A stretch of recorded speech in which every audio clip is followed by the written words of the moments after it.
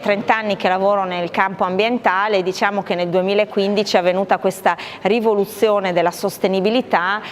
in quanto sia dal punto di vista del mondo finanziario che del mondo ambientalista è emersa questa necessità di impegnarsi sulla riduzione dell'impronta climatica. La sfida ovviamente tocca le imprese e quindi tutto il comparto economico e può essere una sfida di sviluppo e di potenzialità sia nelle nuove produzioni innovative e sia nell'indipendenza energetica, per cui sicuramente intervenire per capire quali sono gli impatti reali, ambientali e sociali dell'impresa, quindi sia dalla forza lavoro, dai dipendenti, che oggi sono un grande problema perché in Veneto si fa fatica a trovare un dipendente su due, quindi c'è una carenza del 50%, addirittura del 68% nel settore diciamo della carpenteria metalmeccanica, per cui sicuramente la sostenibilità anche dal punto di vista sociale si abbina allo sviluppo economico del nostro territorio. A questo il tema ambientale e energetico va proprio ad influire